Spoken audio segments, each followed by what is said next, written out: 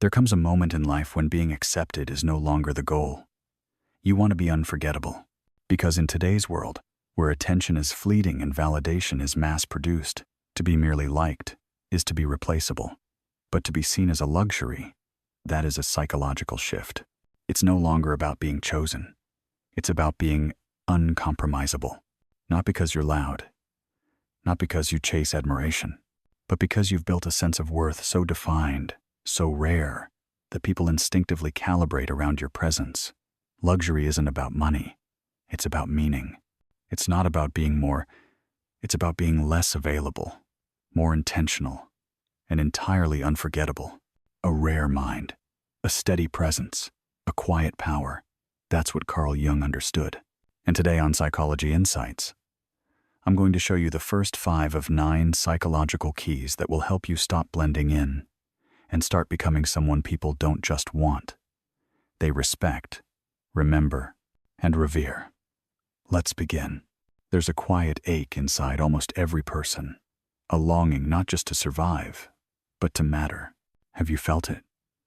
That subtle yet persistent feeling that you were made for more than routines, inboxes, and small talk. That buried beneath your responsibilities and roles lives a version of you that hasn't yet been fully expressed. Carl Jung once said, "The privilege of a lifetime is to become who you truly are." But how many people actually give themselves that privilege?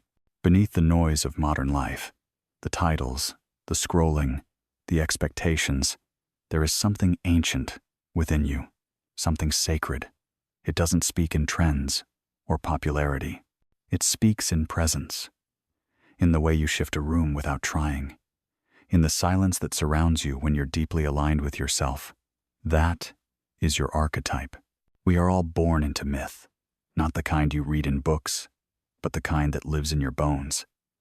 You might be the lover who sees beauty where others see function, or the warrior who rises again long after others would have quit. Perhaps you're the magician who alchemizes pain into wisdom, or the sovereign whose calm presence commands without saying a word. These aren't roles to perform. They are truths waiting to be remembered. But most people never get there. They live someone else's script, the version their family wanted, society rewarded, or fear demanded. They say yes when they want to say no. They shrink to fit spaces that were never meant to hold their full power. And then they wonder, why do I feel invisible? Why do I feel replaceable? Let me ask you something personal. When was the last time you felt fully alive, fully seen, fully you? Not the curated version of you at work, not the agreeable version, keeping the peace, but the undeniable, unfiltered essence of you. That's where this journey begins. Because the first step to being seen as a luxury is not becoming someone new. It's remembering who you already are.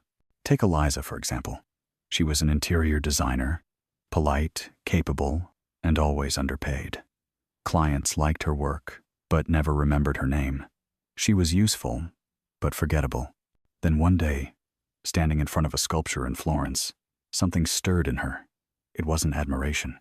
It was recognition. She didn't see herself as a decorator anymore. She saw herself as a muse, a force that brings soul into space. From that moment, everything changed. Her voice, her branding, her rates, all began to reflect who she actually was. And because she remembered, people couldn't forget her. So now I ask you, who are you when no one is watching? What kind of energy do you carry when the masks drop? What are you here to embody, not perform, not borrow, but embody? Because once you find that energy, your signature, you stop selling services and start transmitting identity. You stop competing.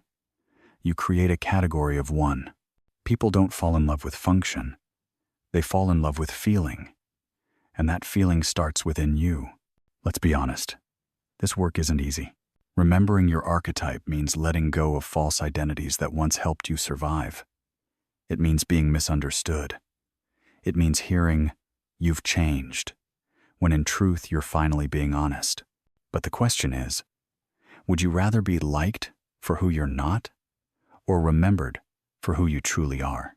Luxury isn't about money. It's not about labels. It's about essence. Jung said, "The most terrifying thing is to accept oneself completely. But in that terror lives transformation, because when you embrace your myth, your boundaries get stronger, your presence deepens, and your decisions become clear. Some will admire it, some will resist it. Let them. Their discomfort is not your responsibility. You weren't born to soothe, you were born to awaken. But once you begin to remember who you are, a new challenge arises, not in how you express yourself, but in how you protect your essence. There's a hidden law of human nature that few acknowledge.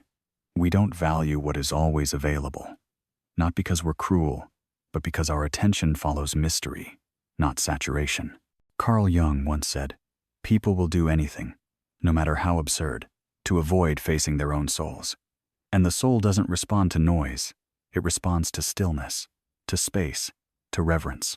Have you ever felt taken for granted simply because you were too available, too accommodating, too emotionally accessible? In a world addicted to instant replies and overexposure, constant availability is mistaken for love. But more often, it's fear in disguise. The fear of being forgotten, the fear of not being chosen, the fear that unless you give yourself away, no one will stay. But here's the paradox. The more you perform, the more forgettable you become.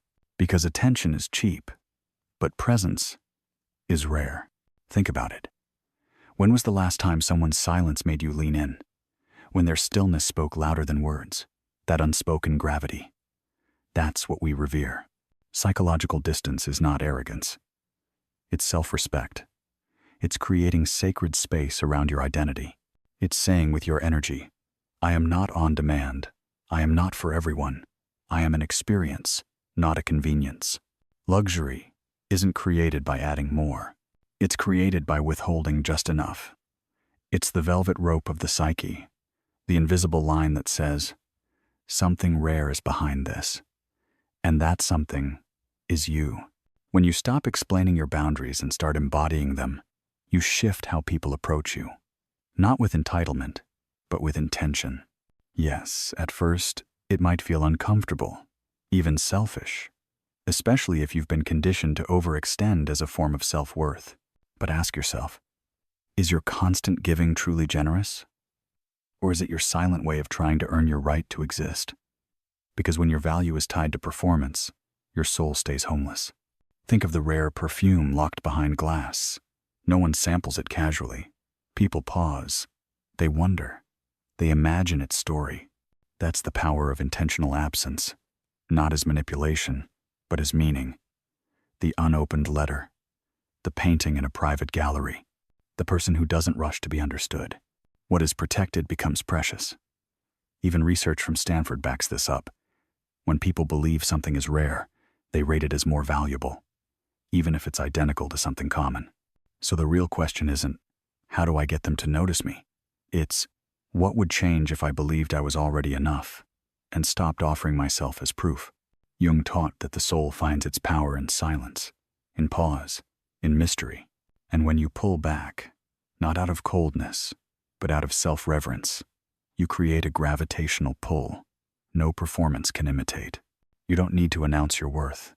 You need only embody it. Let your stillness speak. Let your energy teach. Let your absence create meaning. Because when your presence is no longer something people can casually consume, you become more than a person. You become a mirror, a moment, a memory. And in a world obsessed with attention, your quiet restraint may be the loudest thing they've ever heard. Have you ever stopped to ask yourself, what is it like to experience me? Not what do I do, not what do I look like, but what do people feel in my presence? Because in the end, we don't remember people by their resumes or their social status. We remember how they made us feel. We remember who felt like peace in the middle of our chaos. We remember the ones who didn't just speak, but left a resonance that stayed long after the words faded. Carl Jung once wrote, "Your vision will become clear only when you look into your heart. Who looks outside, dreams. Who looks inside, awakes." That's where true luxury begins, not in what you own, but in what you emanate. Real luxury isn't loud. It doesn't perform. It holds. It grounds. It heals. So I ask you again. When someone sits across from you, do they feel like they've entered a sanctuary or just another transaction? Are your words nourishing or distracting? Do they land like empty noise or do they linger like poetry in the psyche? Think of Ray, a barber in Chicago. On paper, he was ordinary. No big titles, no glamorous brand. But one day, something in him shifted. He stopped seeing himself as a service provider and started showing up as a space holder. He didn't just cut hair. He held presence. His clients came in for a fade, but they stayed for something else. They opened up. They cried. They exhaled. Ray didn't try to fix them. He simply witnessed them. And in that steady presence, people felt seen. He became emotionally expensive, not because he was hard to reach, but because being in his presence felt like a privilege. That is what true value feels like. Not convenience, but impact. Not noise, but atmosphere. Not attention, but a shift. And the same is possible for you. But first, you must stop measuring your worth by how fast you reply, how available you are, or how much you please. Presence isn't about being visible. It's about being intentional. Anyone can be seen. Few are remembered. So ask yourself, what do I carry into the room that's deeper than words? Have I built an inner world so calm, so rich, that others feel safer, wiser, more alive, just by being near me? Because depth cannot be faked. You can't post your way to presence. You can't rehearse emotional weight. You have to live it. You have to do the work, to heal, to reflect, to stop outsourcing your identity to approval. You have to become the kind of person whose silence says more than most people's shouting. Jung believed that when we stop betraying the soul for validation, we begin to carry a quiet gravity, and that gravity speaks. People may not understand why they remember you. Why do they feel calmer after talking to you? Why does your absence feel heavier than most people's constant noise? But they will feel it, because you no longer beg to be understood.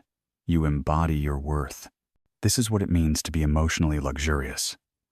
Not distant, not cold, but curated. You give your presence where it's honored, not consumed.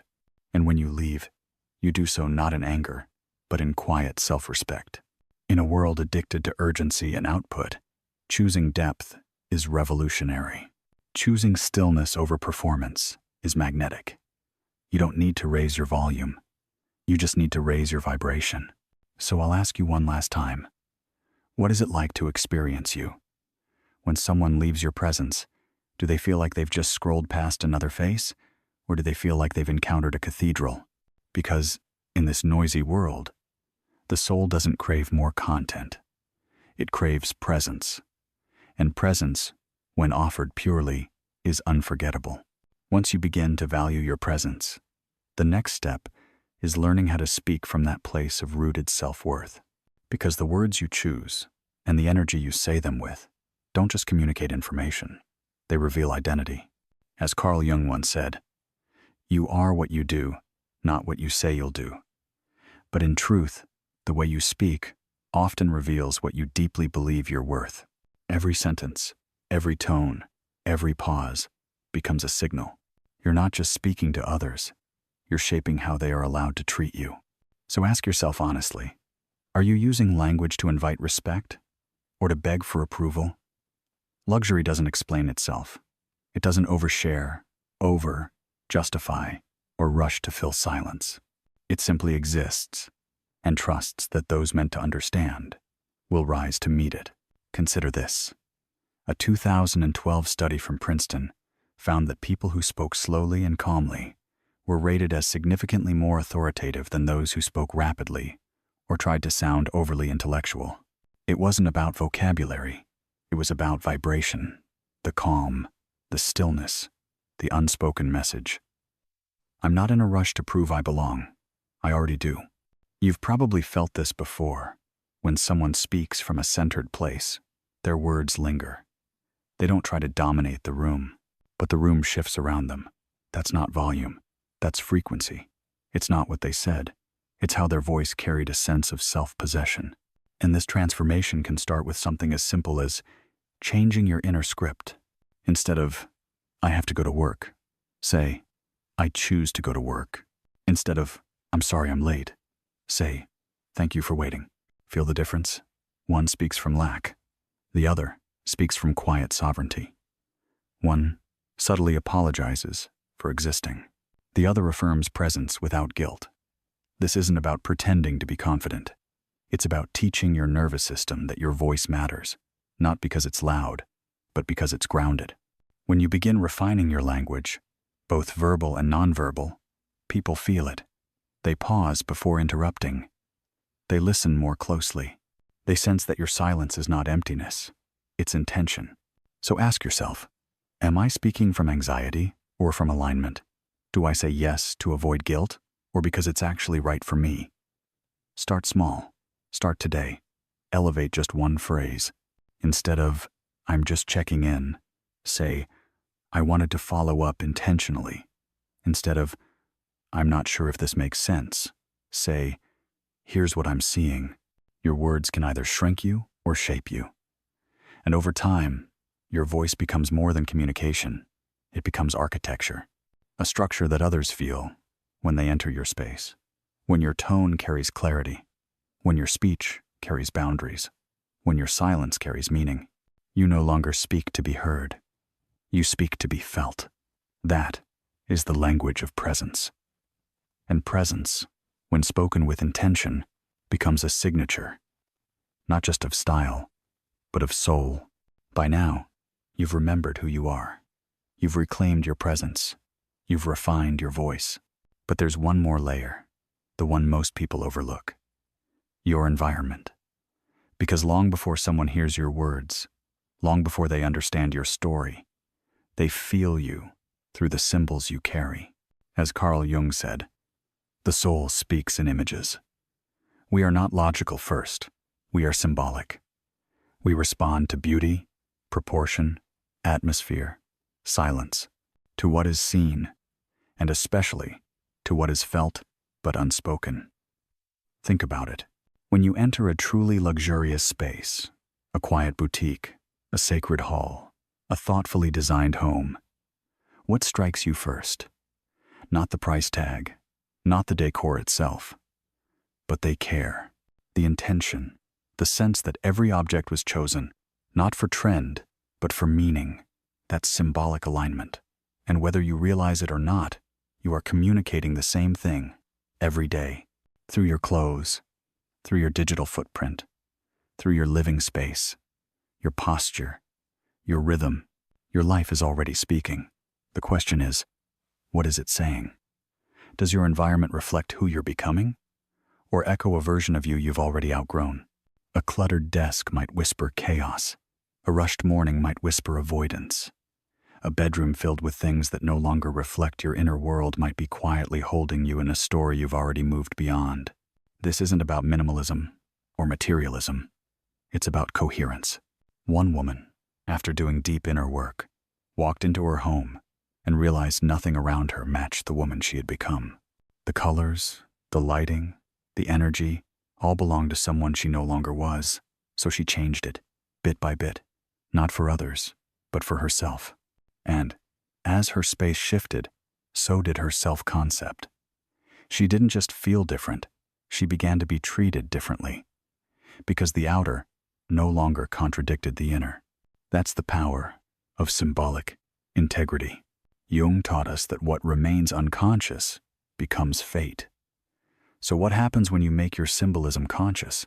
Your presence sharpens. Your message becomes clearer without words. People sense something they can't explain, and they respond accordingly, not because you demanded respect, but because you embodied congruence. So ask yourself now, with gentleness but with truth, what in your life no longer belongs to the person you're becoming? Is it a habit, a color, a digital pattern, a routine that served the old you but dilutes the new? Refine, not to impress, but to align. Let your clothes whisper quiet confidence. Let your space feel like a cathedral of calm. Let your digital presence mirror your depth, not your defenses, because people sense your energy before they understand your words. And when every layer of your life, internal and external, speaks the same language, you don't need to try to be seen. You become the kind of presence that is felt, not as noise, but as signal, not as decoration, but as definition. You don't just appear, you arrive. And in that arrival, silent, symbolic, sovereign, you become exactly what this noisy world is starving for. Not another option, but a living example of what luxury truly means. So as we close this first chapter, remember this. These 5 keys are not about becoming more. They're about remembering who you already are. You've always been the treasure, but now you're learning to carry yourself as such, not with arrogance, but with sacred clarity. This isn't about performing. It's about aligning. You're not here to chase attention. You're here to command presence simply by existing in your truth. No more shrinking, no more explaining. Just presence, purpose, quiet power. In the next episode here on Psychology Insights, we'll explore the remaining 4 keys: how to build an aura of elevation, set magnetic boundaries, create unforgettable emotional experiences, and master stillness as strength. But for now, start here. Start with the 5. Reflect deeply, live slowly, and ask yourself, which of these 5 keys spoke to me the loudest? Was it the archetype you've forgotten? The emotional presence you're reclaiming? The sacred distance you've been afraid to hold? The language that needs refining? Or the symbolic environment that no longer fits the person you're becoming? Let me know in the comments. Your insight could spark something in someone else on the same journey. And if this message resonated with you, share it with someone who's ready to stop being an option and start being seen as a luxury.